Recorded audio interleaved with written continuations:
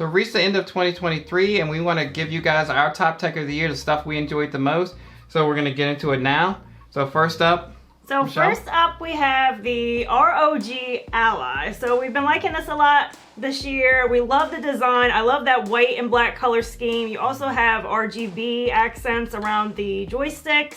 You have that beautiful 1080p 120 hertz display with FreeSync, and you can play most games at 1080p with a decent and steady FPS at low to medium settings.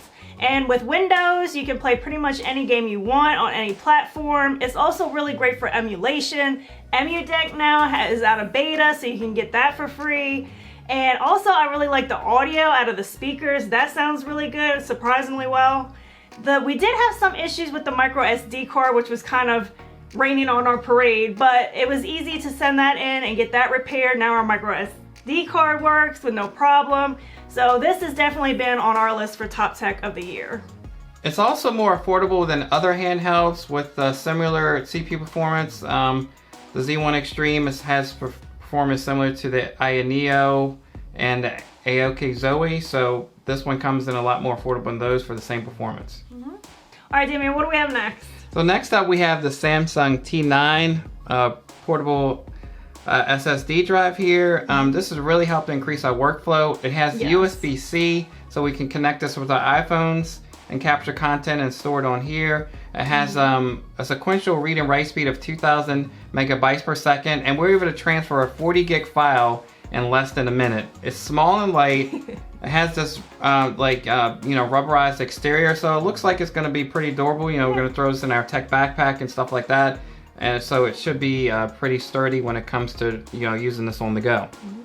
All right, so what else do we have, Michelle?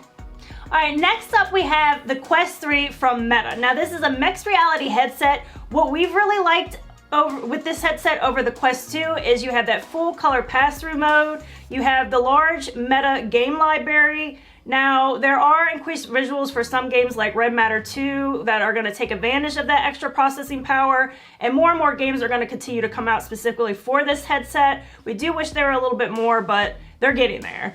And you also have the pancake lenses, which provide wonderful edge-to-edge clarity. The controllers are updated. You no longer have those rings around them, and they're more lighter and less awkward.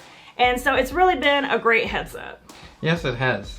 And next up we have a power bank from Anker. Now we have this power bank is the Anker 737 power bank. It has 24,000 milliamp hours capacity. Has this nice smart digital display on it. It shows the input if you're charging and the output if you're charging something like the watch charging at. So like if you're charging something, you want to make sure you're getting the optimal wattage that it can charge at, or if your cable supports that, you're going to see that right here on the display. And also has the estimated time to recharge the power bank. You can charge a MacBook Pro at 140 watts, so you get the maximum charging capacity from this.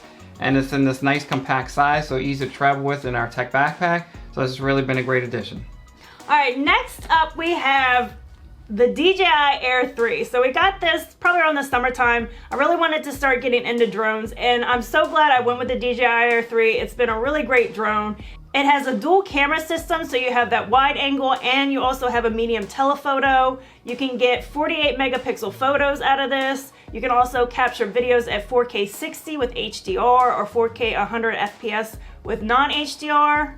Photos and videos really look great on this, and it's intuitive and easy to learn. I also like that it's fairly light and compact in size, so it's easy to travel with.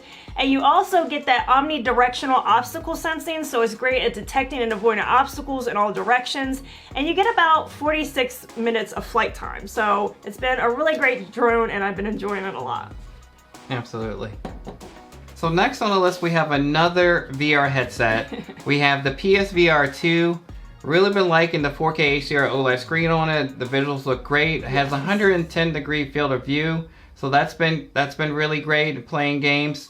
It has haptics in the headset and in the controller, so the games that kind of take advantage of that, like Call of the Mountain, you get that sensation. It adds extra level of immersion. Also, the Halo design, it is very comfortable.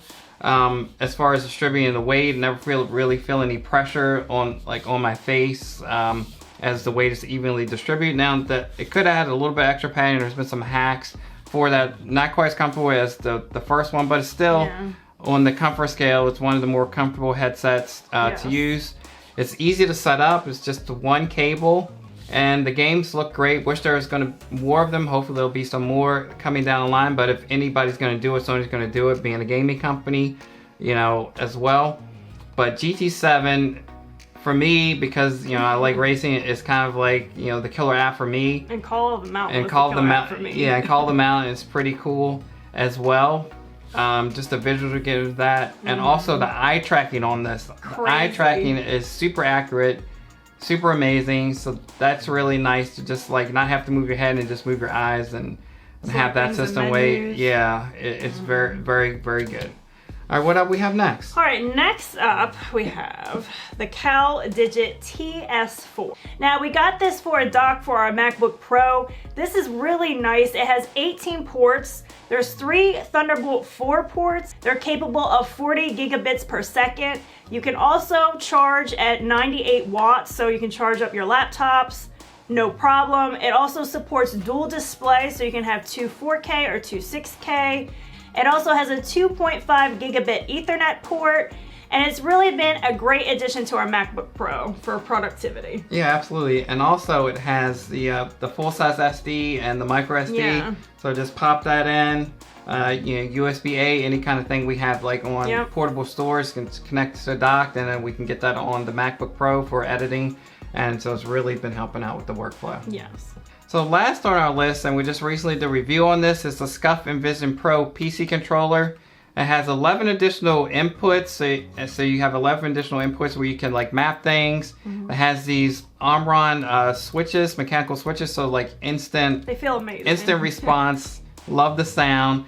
Also has these instant triggers on it, so you can know you're playing games that is going to take advantage of that, like FPS games. You have that, or you can have switch that off and have the full throw, so you have more granularity for the racing games.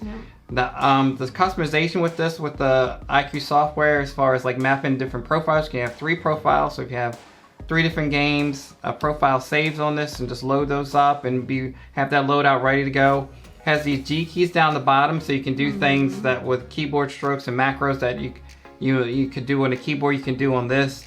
You can just like say you're streaming, you can have like everything set up to go, like you're streaming. I have a button to open up Steam. Yeah, like OBS, Steam, all right there from the controller. You don't have to, you know, touch the keyboard. It also has RGB lighting, so you can, you know, set up like custom theme for your gaming environment. Also, when you buy it, you can get custom faceplates for this, so you can get a really nice look on there. And it's a really good controller. So as far as like PC controller, I can't go back. you know, personally. I think this might be the one to get. And we'll leave a link for the review down in the description. But this has been our favorite tech of the year for 2023. Things that we found to add enjoyment or to increase our productivity and efficiency and overall enjoyment. So that's going to do it for this one, guys. Please do remember to like, favorite, and subscribe. It helps the channel grow, and we look forward to seeing you guys in 2024 when we have more great content. Bye.